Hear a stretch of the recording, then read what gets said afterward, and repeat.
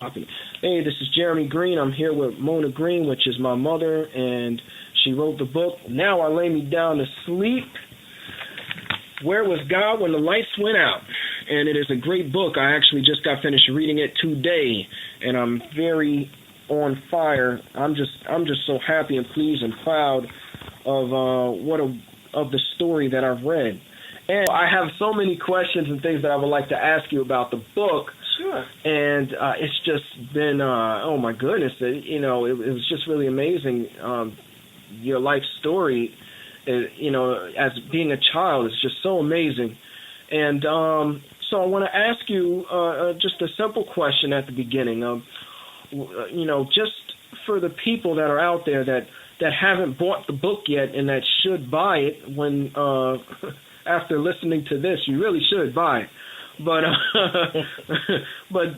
just for food for thought for the people that are just on the edge and don't know if they should buy the book or not. What is this book about? Victory over childhood fears and challenges. Wow. Yeah. Victory over childhood fears and challenges. That is awesome. That's definitely a good way to sum up the book because, I couldn't sum it up any better myself. To tell you for all the things that I've read in it myself. Now, I would like to know, could you please elaborate a little bit more on the childhood fears and challenges? What were some of the things that in the book, some of the highlights or some of the things that you may have faced that stuck out the most out of this book? Well, as a child, I was afraid of the dark, as most children are. But I guess mine just went a little bit further. I was afraid of the boogeyman, the Sandman, and Santa Claus. Santa Claus? How are you going to be afraid of Santa Claus? I don't understand that. Like, Santa Claus is supposed to bring presents. Right, and I was very excited about him bringing presents. So I couldn't sleep at night, and I would look out the window and wait for him to come. But my mom told me that if he caught me up, he would put pepper in my eyes. Pepper in your eyes? That was to get me to go to sleep. So you have to, so you wouldn't see the presents as well. You could be well rested for the next morning. Yeah, to get me to go to sleep, because how could she put the things under the tree if I'm awake? Oh, my goodness. So I was afraid then. I mean, like, how could somebody be so nice and being, what kind of person would put pepper? And then why would your parents even allow Santa Claus to put pepper in your eyes? I don't know. I think it was just something funny just to say. I mean, but at the same time, I guess it could have an effect on a child, but I'm sure if she knew it had that kind of effect, she wouldn't have said anything like that. Of course. I mean, she always wanted the best for me, but I took things kind of literally. I see, and actually, you've taken a lot of things literally throughout your book. One of my favorite scenes, or I would like to say scenes, because as I was reading it, it was like a movie playing in my mind. And as you know, one of my favorite parts was when you took things literally, was when she said she had eyes in the back of her head. Of course. Because you believe everything your parents tell you. Yeah, and so here was one evening, she asked me to comb her hair, and it was like to just, comb her hair, and so I'm combing her hair, and I'm afraid to comb it because I thought I was going to see a pair of eyes looking back at me from the back of her head. I mean, come on. Oh, my goodness. She's always, and, parents, as you know, as a child, they can figure you out. And no matter what I did, she always had me figured out. So why wouldn't I believe she didn't have eyes in the back of her head? Oh. Why wouldn't I believe that? I guess I could understand that, but I'm pretty sure when somebody told me they had eyes in the back of their head, I kind of didn't take it literally. And even if I did take it literally, I wouldn't have enough guts to tell everybody I took it literally. It's kind of So So, as they say, kudos for you for explaining that to everyone. Okay. I'm sure that there's a lot of people, though, that have been through those situations. I know I have in some cases. I never told you that. What's that? That I have eyes in the back of my head. I can see things. I mean, I have heard it, but it's like, okay, fine. I wondered. Yeah, I did. As a kid, you did. I did. I wondered whether you had them or not. But it was only for a minute. It was only for a minute. I told you, I'm not gonna. Oh, you didn't go literal like I did. Yeah, no, not like that. Oh, okay. But children, their minds are so pure, and it's just funny that the little things that we do say sometimes that maybe our parents said to us. They take them literally. And so, but it went a little deeper than that for you. It started developing into fears after a while. Could you please elaborate on that? How did the fears affect your life, towards it, Well, I guess the fears started affecting me in my sleep. And I end up experiencing sleep paralysis. My mother used to call it the witch that rides you. And it's when you sleep, but you think you're awake, and sometimes you're dreaming, but you don't know you're dreaming, and it seems for real, and you can't move. You can't scream, and you're just laying there. So it's paralyzed. And as you know what fear does, fear does paralyze you. And but it paralyzed me as a child in a way. That's all that I could, really think of. So well, fear it's definitely it's a very powerful emotion, and there's just so many different things that it could do to people, and definitely paralyzing them is definitely one of them. I think we went over this earlier, but I would just like to do it for our listeners. I mean, what were some of the things that helped you come over this sleep disorder? What were some of the issues or the dealing? What did you? Well, as a child, I had, as I said before, I was afraid of the boogeyman, the Sandman, Santa Claus, the dark, and then as I began to get older.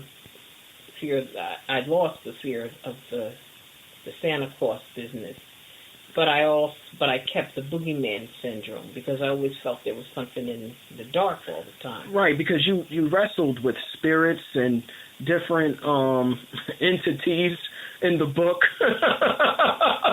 I'm not going to get through. So but absolutely. I mean, So going to church, even like you told, there's God and there's the devil. So now I'm thinking like, oh boy.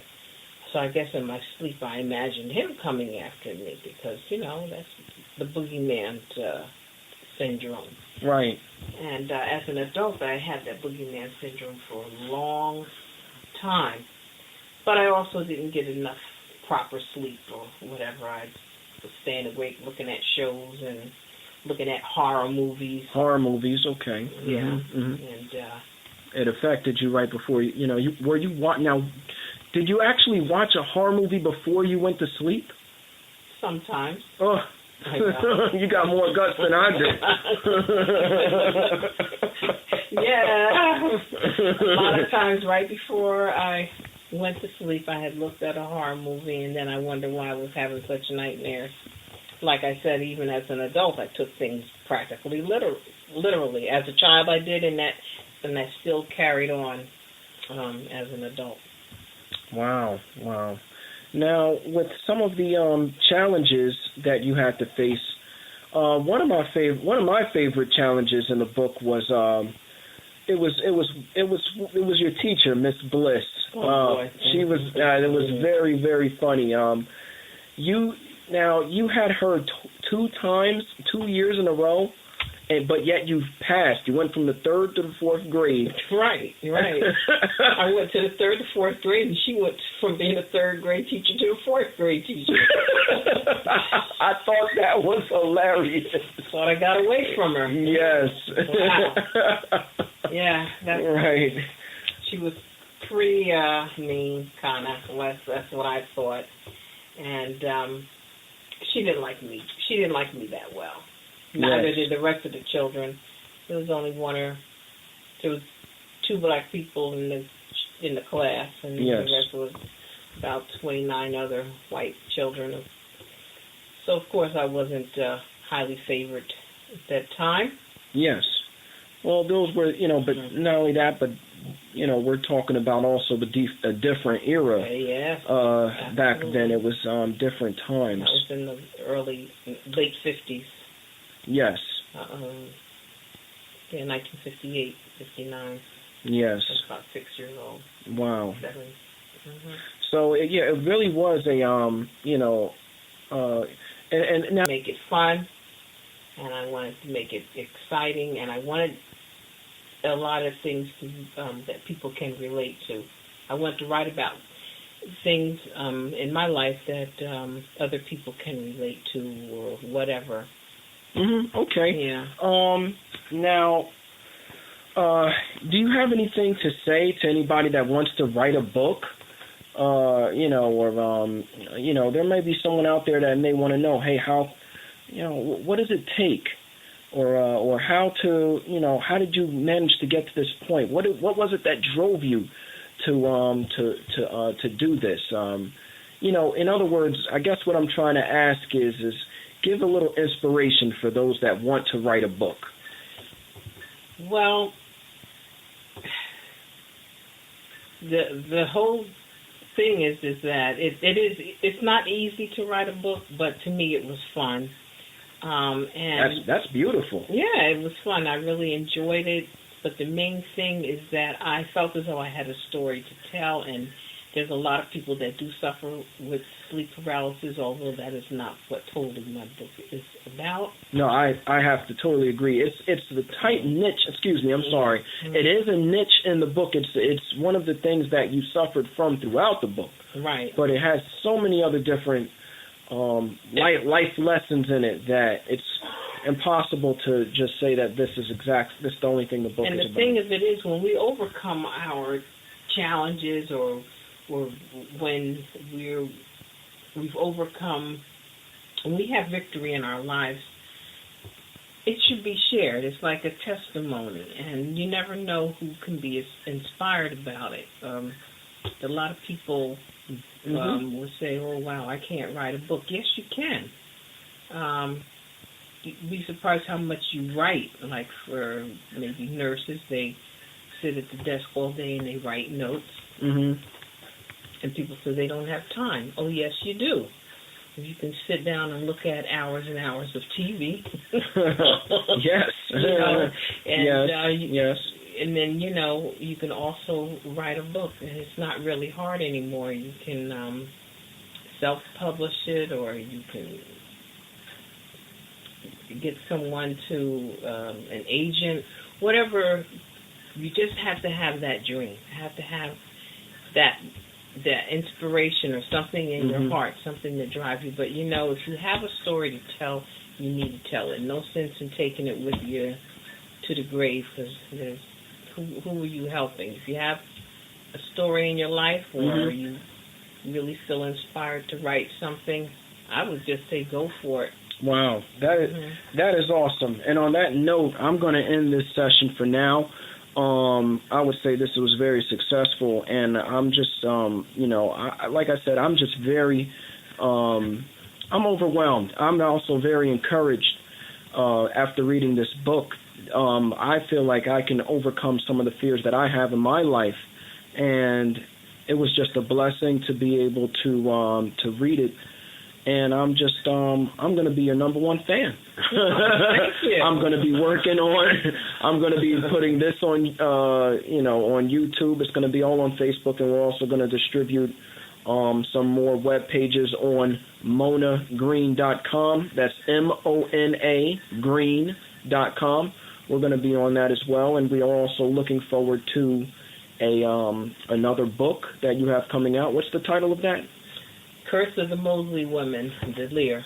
Excellent. And we'll have more on that on the next rap. So we want to thank you for listening, and we want to thank all of the viewers, and that's it. So thank you very much, everyone. Bye now. Bye.